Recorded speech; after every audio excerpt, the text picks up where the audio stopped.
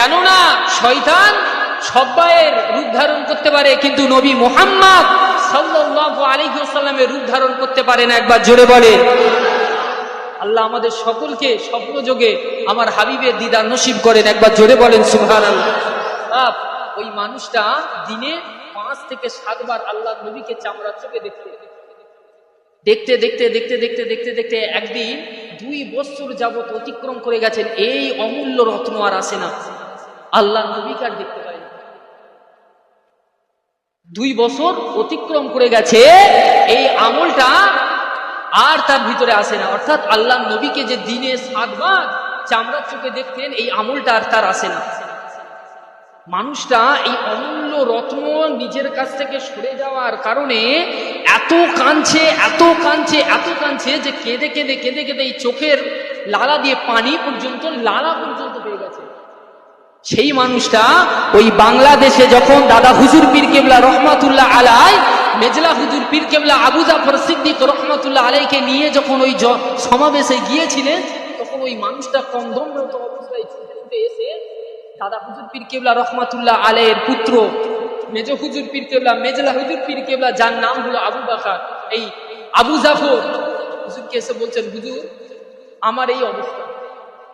কি হয়েছে বাবা? আল্লাহ নবীকে চামড়ার চোখে দিনে 7 বার দেখতাম। হুজুর আমি এমন কি ভুল করেছি আমি জানি না, যে সেই আমল এই 2 বছর আমার কাছে নেই।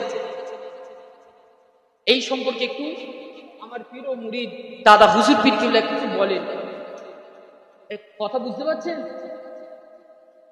দাদা হুজুর পীর কেবলা রহমাতুল্লাহ আলাইয়ের পুত্র আবু জাফর সিদ্দিক রহমাতুল্লাহ আলাই যখন দাদা হুজুর পীর কেবলার কাছে গিয়ে বললেন যে আব্বাজান, এই মানুষটা হচ্ছে আপনার একজন মুরিদ, যেই মানুষটা এত আমল করেছেন যার আমলের বর্ণনা দেয়া যাবে না।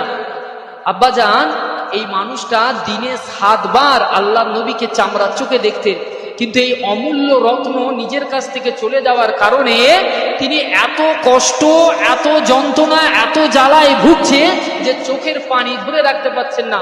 আব্বাজান, তার চোখের 2 পাশে নালা সৃষ্টি হয়ে গেছে। এই উপদেশ আপনাকে দিয়েছে, এর সমস্যা আপনি সমাধান বের করেন, এর সমাধান বের করেন। এই অমূল্য রত্ন চলে যাওয়ার কারণটা কি আব্বাজান, আপনি একটু তাকে বের করে দেন।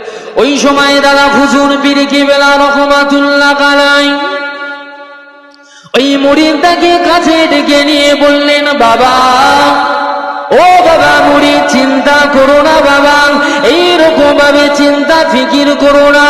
আমি আবু বকর তোমাকে তওবা করাচ্ছি বাবা, তুমি আমার হাতে হাত দিয়ে এইরকম ভাবে তওবা দিল্লা করে, ও বাবা তুমি পুনরায় আমি আবু বকর আমার হাতে হাত দিয়ে এইরকম ভাবে মুরিদ হয়ে যাও। ভালো করে বুঝবে, আমি প্রথমেই বলেছি আমার ওয়াজ হলো বোঝার বিষয়, না বুঝলে এই যে জলসা দিয়েছেন এখান থেকে যদি কিছু না নিতে পারেন কোনো কাজে আসবে না। এই যত টাকা খরচা করেছেন, 1 লাখ বলেন, 1.5 লাখ বলেন, 50,000 বলেন, 60,000 বলেন, কিচ্ছু কাজে আসবে না। একটা জিনিস যদি আপনি নেন, ওটাই আপনার জন্য সার্থক হয়ে দাঁড়াবে, ওটাই আপনার কামিয়াবি হবে, ওইটার জন্যই কিয়ামতের দিনে নাজাত পেতে পারেন। একবার জোরে বলেন। দাদা হুজুর পীর কেবলা রহমাতুল্লাহ আলাইহি ওই জওয়ান যুবক ছেলেটাকে কাছে ডাকলেন, দেখে বলছেন, বাবা তওবা করো। তিনি কিন্তু আগে দাদা হুজুর পীর কেবলারই মুরিদ ছিলেন, কথা বুঝছেন?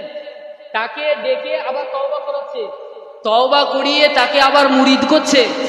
মুরিদ করার পর দাদা হুজুর পীর কেবলা রহমাতুল্লাহ আলাইহি ওই যুবকটাকে পুরো চামড়ার চোখে সরাসরি কাছাকাছি দেখছে।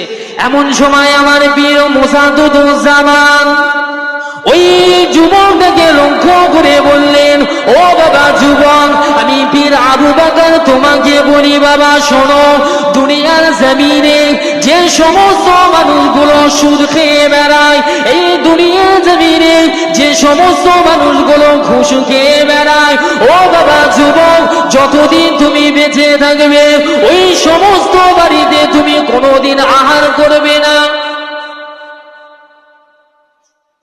কথা বুঝতে পারছেন? এই অমূল্য রত্ন চলে যাওয়ার কারণটা কি বলেন?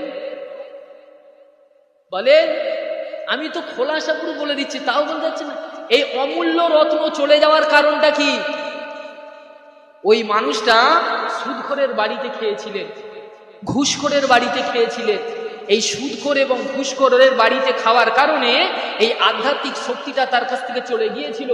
আধ্যাত্মিক শক্তি চলে যাওয়ার কারণে ওই মানুষটা যে দিনে 7 বার আল্লাহ নবীকে চামড়া চোখে দেখতেন, ওই চামড়ার চোখে দেখা এই অমূল্য রত্নটা তার কাছ থেকে 2 বছর গায়েব হয়ে গেছিলেন। দাদা হুজুর পীর কেবলা রহমাতুল্লাহ আলাইহি তাকে ডাকলেন, তওবা করালেন, মুরিদ করলেন, আর একটা উপদেশ দিলেন, বাবা আমি আবু বকর বলছি, আজকে থেকে সুদখোর এবং ঘুষখোরের বাড়িতে তুমি খেও না। সুদখোর এবং ঘুষখোরের বাড়িতে খেও না বাবা। এই সুদখোর এবং ঘুষখোরের বাড়িতে যদি তুমি খাও, তোমার অন্তরটা অন্ধকার হয়ে যাবে, তোমার অন্তরটা কালিমাময় হয়ে যাবে। ওইখান দিয়ে তুমি জিকিরের স্বাদ পাবে না, ওইখান দিয়ে তুমি জিকির আজকার করার যে মজা, সেই মজাটা তুমি পাবে না। আল্লাহ পাক আমাদের সকলকে এই সুদের কারবার থেকে, সুদের ব্যবসা বাণিজ্য থেকে আল্লাহ আমাদের সকলকে হেফাজত করেন, বলেন আল্লাহুম্মা আমিন।